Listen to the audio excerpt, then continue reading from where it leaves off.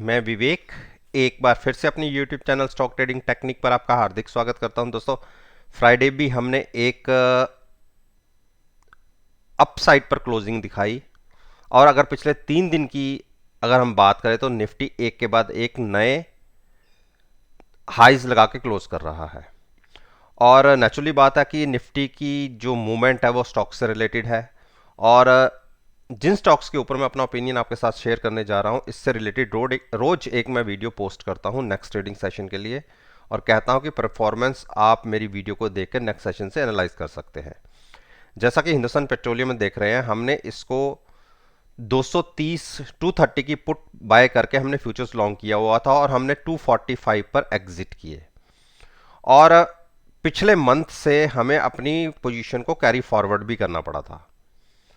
और आप देखिए 245 पे हम तो प्रॉफिट लेके निकल गए, लेकिन उसके बाद की भी मूवमेंट देखिए, उसके बाद भी हमने 253 तक के हाइज लगा दिए और इसमें मैंने ये कहा था कि हम डिप पे बाइंग करेंगे और 235 के आसपास की पुट सेल करेंगे जब हम यहां से एग्जिट हुए और ये मूवमेंट ऊपर की हमने देखी। ऊपर की देखने का मतलब हम, क्योंकि ये ऊपर एक के बाद एक हमने यहां तक 3 क्लोजिंग देख चुके थे और होराइजन हमारा पॉजिटिव था, लेकिन हमने पॉजिटिव ट्रेड कैसे लिया? हमने ना तो फ्यूचर्स को बाय किया और ना ही कॉल बाय की। हमने एक काम किया कि हमने नीचे की पुट सेल की। उसका रीजन क्या था कि हमें इसमें लॉन्ग रहना था और हमें डिप पर बाइंग भी करनी थी और लॉन्ग हम पुट सेल करके रहे और डिप पर बाइंग का क्राइटेरिया क्या था कि अगर प्राइस गिरता 235 के आसपास आता तो हम अपनी पोजीशन फ्यूचर्स में कन्वर्ट कर लेते, जो नहीं दिखा, लेकिन हमें पुट का प्रीमियम तो मिल गया सेल करने पर। अब क्लोजिंग मिली है 253 की और देखिए इंट्राडे में हम 9 डेज मूविंग एवरेज के आसपास भी आए, टच किया, वापस क्लोज हायर साइड पे हुए। और एक चीज का इसमें ध्यान रखिए, जैसी हमें मूव मिल चुकी है और मैंने अपनी वीडियोस में बोला भी था कि एक बार आरएसआई इसका 72 73 और 75 के आसपास अगर मिल आता है और एक बाइंग में, तो हम ऊपर जाके इसको सेल करेंगे कॉल बाय करके और वो प्राइस होगा 260 के आसपास का, जो इसका हाई भी है। तो इसमें जो ये मूवमेंट देखी जा रही है उसका केवल और केवल एक ही क्राइटेरिया है, रीजन है कि जैसे जैसे सारी पीएसयूज के अंदर डिसइन्वेस्टमेंट की बात आ रही है तो उसी को ये मान के चल रहा है कि हो सकता है कि हिंदुस्तान पेट्रोलियम को भी इसमें कंसिडर किया जाए, लेकिन मेरे हिसाब से पॉसिबिलिटी बिल्कुल बहुत कम है। रीजन क्योंकि इनको बीपीसीएल का ही बायर नहीं मिल पा रहा, तो इसका डिसइन्वेस्टमेंट कैसे पॉसिबल है? तो हम 258 260 के आसपास जाके at the money call buy करके फ्यूचर सेल करने की स्ट्रेटजी बनाएंगे कि अगर गिरावट आई तो आपको देखिए फिर से एक बड़ी मूव नीचे की तरफ देखने को मिल सकती है। आईटीसी आईटीसी में हमारी पोजीशन लॉन्ग थी और मैं आपको कहता आ रहा था कि डिप पर इसको बाइंग करिए बाइंग करिए बाइंग करिए, लेकिन जिसने मेरी बात मान ली होगी तो हमारी अपनी पोजीशन जो मैंने रिकमेंड की हुई है 205 की पुट बाय करके, हमने 205 के आसपास की पुट बाय करके हमने फ्यूचर्स को लॉन्ग किया हुआ था और मेरा मानना था कि एक बार, जैसे मैंने अपनी पिछली वीडियो में भी कहा था कि 205 के ऊपर क्लोजिंग मिलती है तो हम 210 तक इजीली जा सकते हैं और उस केस में हम अच्छे प्रॉफिट में भी आ जाएंगे, क्योंकि हमने पुट में भी पिछले महीने अच्छा प्रॉफिट ले लिया था, क्योंकि हमारी पुट 210 की पुट बाय थी और फ्यूचर्स हम लॉन्ग करके चल रहे थे और नीचे क्लोजिंग मिली थी। तो वो प्रॉफिट प्लस ये फ्यूचर्स का प्रॉफिट, तो अच्छे प्रॉफिट में हम बैठ जाएंगे। अगर स्टॉक 210 के ऊपर क्रॉस हो जाएगा तो उसके ऊपर क्लोजिंग मिलने में तो वैसे ही इसमें 220 के आसपास के टारगेट बनते हैं, तो डिप पर ही बाइंग बनती है, अभी भी बाइंग बनती है जब तक 203 के ऊपर है। अभी कोई वीकनेस नहीं है और मेरा ख्याल है कि इमीडिएट टारगेट 210 का हुआ तो लॉन्ग में ही रहिए, शॉर्ट मत कीजिएगा। हिंडाल्को देखिए, हिंडाल्को ने आज फिर एक हायर साइड की क्लोजिंग दिखा दी और मैं कहता हुआ आ रहा हूं कि हिंडाल्को को शॉर्ट मत कीजिएगा। रीजन, चाइना के अंदर जैसे जैसे सारे मेटल सेक्टर के जो प्लांट्स हैं वो क्लोज हो रहे हैं, तो डिमांड इंडिया में बहुत बड़ी निकल के आ सकती है। उसी को मानते हुए सेल हो गया, हिंडाल्को हो गया, जेएसडब्ल्यू स्टील हो गया, सबके अंदर एक ज़बरदस्त बाइंग देखी जा रही है। तो ये भी स्टॉक उसी हिसाब से चल रहा है। और आप देखिए जो पिछली क्लोजिंग थी 388 के आसपास और 402 के आसपास आज क्लोजिंग मिली, आज का मतलब फ्राइडे के सेशन की। और मैंने अपनी पिछली वीडियो में कहा था कि अगर एक बार 75 के आसपास आरएसआई 75 के आसपास आरएसआई होगी तो वहां जाके हम एक शॉर्ट पोजीशन बनाएंगे, और वो भी कॉल बाय करके लिमिटेड रिस्क और मैक्सिमम रिवॉर्ड जो नीचे की तरफ के लिए हम एक ट्रेड लेंगे। तो अभी वेट कर लीजिए। ये आरएसआई का देखिए, आरएसआई 69 के आसपास है, और अगर एक बार 73 74 के आसपास आती है तो वहां पर शॉर्ट पोजीशन बनाएंगे। अभी हम इतने ऊपर के लेवल पे इसको बाई नहीं करेंगे।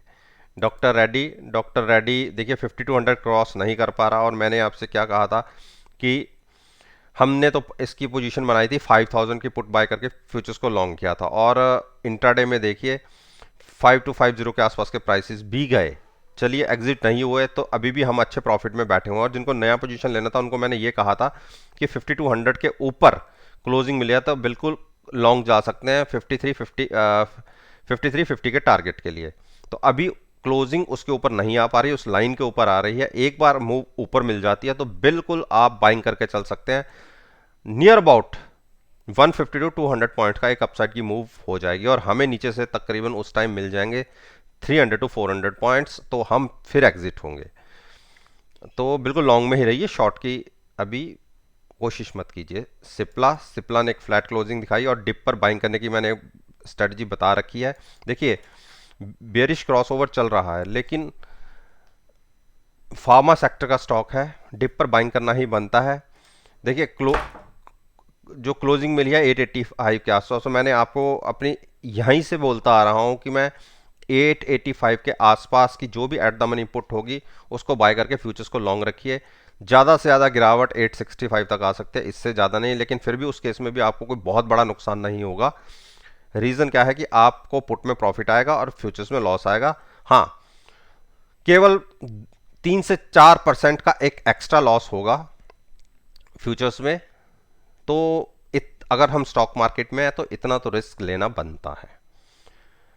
अब बात करते हैं भारती एयरटेल में एक फिर से मूवमेंट ऊपर की तरफ दिखी है। हाँ, जब हम 53 की पुट को पिछले 2 महीने से होल्ड कर रहे थे तो तब तो कोई मूव दिखी नहीं। हाँ, लास्ट दिन थर्सडे को एक ऊपर की मूव मिली थी और हम अपना प्रॉफिट लेके एग्जिट हुए थे, लेकिन उसके बाद हमने अपने हाथ स्टॉक से खींच लिए थे, और मैंने भी कहा था कि बिल्कुल साइड होके रहिए।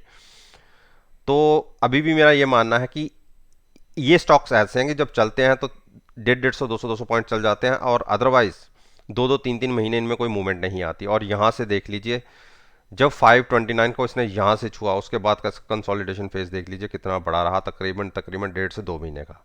अब जाके फिर थोड़ी सी इसमें मूवमेंट आई है, तो ऊपर जाके ट्रैप होने से अच्छा कि डिप के आसपास आए तो ही बाय करें। या ऊपर जाके तकरीबन अगर हमें 600 के आसपास की मूव मिल जाती है तो वहाँ जाके एक शॉर्ट पोजीशन बनाई जा सकती है कॉल बाय करके, तब फ्यूचर्स को सेल किया जाएगा अगर 600 के आसपास प्राइस आ जाता है। हाँ, हम इसको लॉन्ग करके नहीं चलेंगे, यहाँ से शॉर्ट करके अपनी पोजीशन क्रिएट करेंगे और तब तक वेट करेंगे।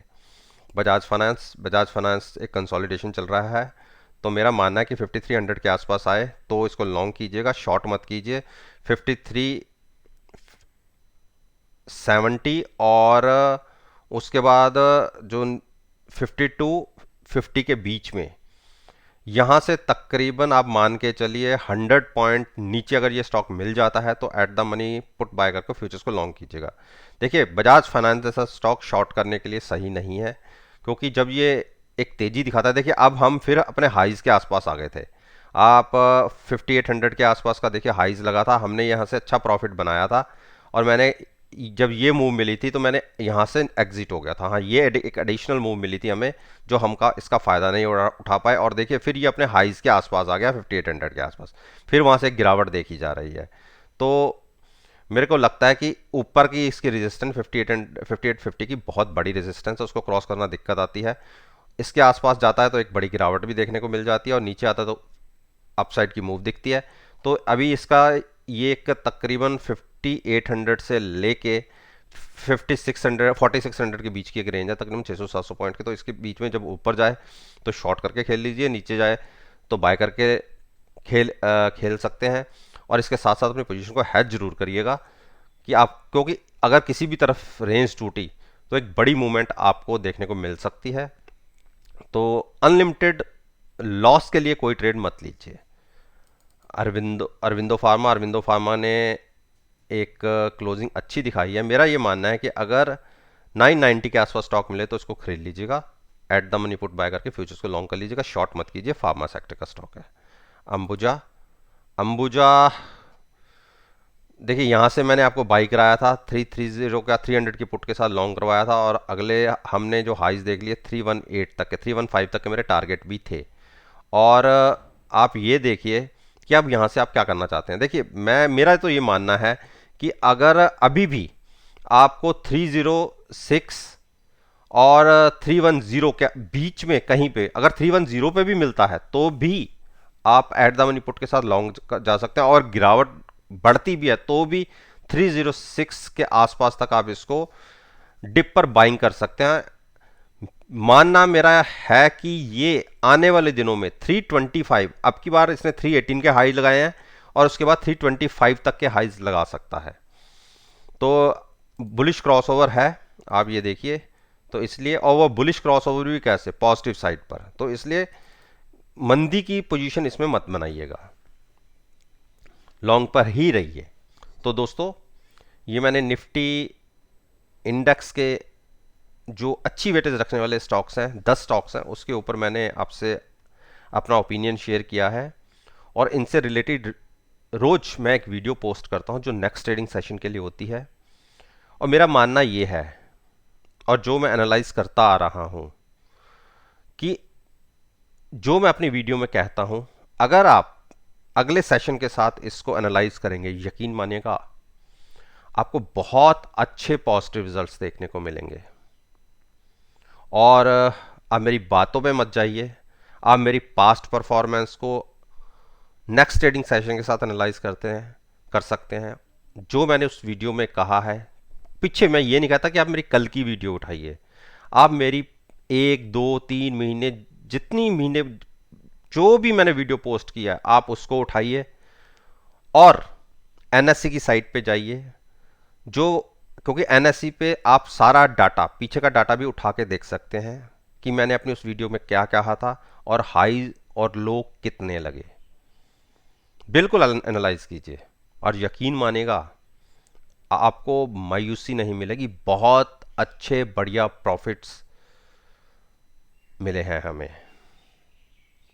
अगर आप समझते हैं कि इस वीडियो से आपको कोई इन्फॉर्मेशन मिली है तो मेरे यूट्यूब चैनल को सब्सक्राइब कीजिए, साथ में बेल आइकन बटन का प्रेस करेंगे तो नोटिफिकेशन टाइम से आप तक डिलीवर हो जाएंगे। इस बात के साथ मैं आपसे विदा लेता हूं और एक नई वीडियो के साथ फिर